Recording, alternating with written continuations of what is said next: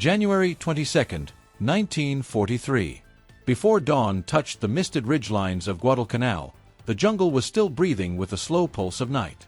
The wet perfume of rotting leaves and distant sea salt drifted through the dark, where shapes of palm trunks stood like silent sentinels. A faint hum of insects carried through the air. And somewhere in that heavy stillness, a single metallic sound echoed, the solid clack of a river stone striking another. It was the sound American Marines had come to understand, a signal passed between foxholes, improvised not from training manuals but from pure need. Among them was a man who carried not a rifle that day, nor even a bayonet. What hung from his hand was a smooth, dark stone he had kept from the banks of the Matanico River, a simple fist-sized rock polished by centuries of water. To most men, it was nothing. To him, it was survival. He had kept it since the first days on the island, when ammunition ran low and resupply faltered under Japanese bombardment.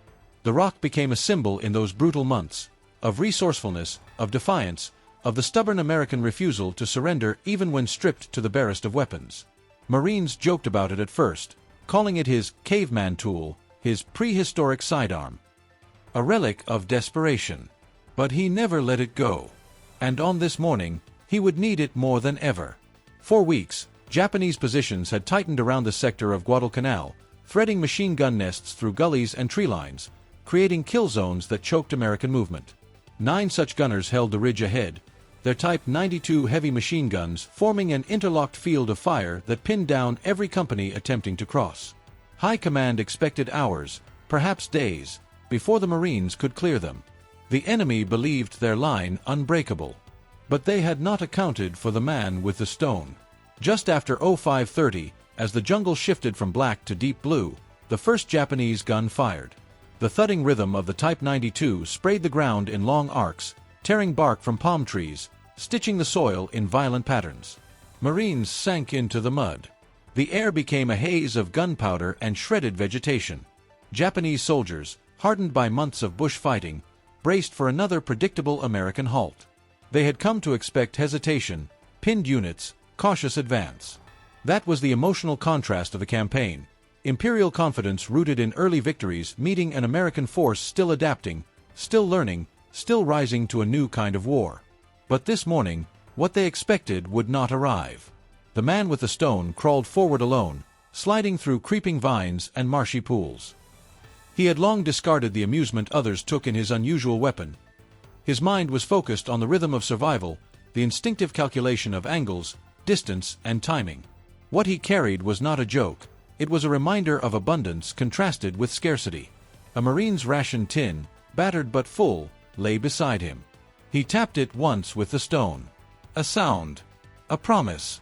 A symbol of the country he fought for, resourceful, improvisational, fed on ingenuity as much as rations.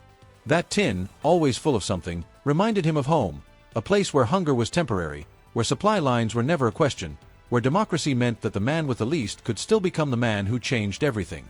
It became a second symbol tied to the first. As he reached the first machine gun nest, he remained invisible beneath a low cluster of ferns. The Japanese gunner maintained a disciplined firing rhythm, short controlled bursts, a method drilled into him since military academy. The assistant gunner fed the belt with precision. They heard nothing behind the roar of their own weapon. The Marine waited until the barrel elevated slightly to shift fire. In that second, he burst upward, stone in hand, striking the gunner across the temple with a brutal, decisive blow. The man crumpled. The assistant turned, eyes wide, hands fumbling for his Nambu pistol. A swift second strike collapsed him into the dirt. Phew. The Marine took their weapon and pulled it aside into the brush, rendering the nest silent. He moved to the next. And the next. Each advance was a struggle through tangled undergrowth soaked in rain and blood. Historical accounts from the 2nd Marine Division describe such approaches as crawling through a mouth of thorns, where every vine cut the skin and every leaf hit a barrel. Japanese defenders reported hearing ghost-like movement in the tree lines that day, unable to pinpoint where the next threat would rise. By 07:20 hours, the Marine had reached the third nest. Its gunner, confident in the overlapping fire from his comrades, did not expect an attack from behind. The stone struck again, quiet, decisive, merciless in its necessity. 3. The jungle began to shift. Momentum, once stalled, rolled like a wave. What he accomplished next defied expectation, training, and common battlefield logic. Through documented after-action reports, historians confirm that in the span of roughly an hour and a half, he neutralized 9 Japanese machine gun gunners, each one part of a fortified perimeter designed to stall an entire company. He used the terrain. He used surprise. He used fury born from weeks of exhaustion, fear, hunger, and the relentless pressure of enemy fire. And always, in his hand, the stone, its weight both literal and symbolic. It was the opposite of the heavy steel weapons of the enemy. It was American improvisation versus Japanese rigidity. The enemy expected bullets. They received something older, cruder, more intimate. By 0830, Marines surged forward. The ridge once believed untouchable was now open. Officers who arrived found the bodies of Japanese gunners each taken out in close combat, their positions overturned, their belts unfired, their guns silent. One lieutenant noted in the official report, "Someone got to them before we did. Not with grenades. Not with rifles." It would take them hours to confirm the identity of the Marine responsible. When they saw the stone, dark, chipped, still wet, they finally understood. What happened next transformed perception across the battalion. Men who had mocked his primitive weaponry now looked at it with reverence. The Caveman stone became something else, an emblem of the unpredictability of battle, the fierce adaptability of American infantry, and the ingenuity bred by democratic thinking. Where the Empire saw uniformity, the Americans saw individuality. Where the Empire worshipped machinery, Americans trusted ingenuity. And that stone, lifted from a peaceful riverbank, now carried the weight of a legend. In the days that followed, stories spread through the coconut groves and foxholes. Some exaggerated, as soldiers do. Some remained strict to the record. But all converged on the same truth, that one man, with nothing but determination and a river stone, had broken the backbone of a fortified line. Transformation rippled outward. Leaders studied his approach, emphasizing unpredictability and flexibility. Younger Marines learned that in war, the best tool is often the one you can create with your own hands. Even Japanese documents later recovered from the island mention an American who attacked with no firearm, a line historians still reference with awe.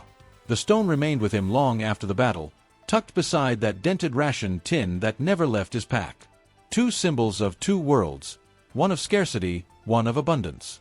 One from nature, one from industry. Together, they represented the strange harmony of an American soldier surviving in a foreign jungle while anchored to a homeland built on both resilience and plenty.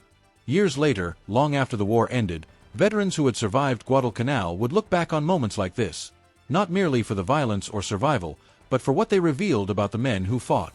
They were ordinary citizens, transformed by necessity, armed sometimes with nothing but instinct and courage, yet carrying with them objects that connected them to something far greater. The stone was no longer a joke. It was a reminder of the ingenuity that democracy inspires. A reminder that freedom does not depend solely on equipment, but on the will to act even when stripped to the simplest of tools. And in the final reflection of the island's campaign, long after the jungle reclaimed the foxholes, after the guns rusted and the trenches filled with vines, one truth remained.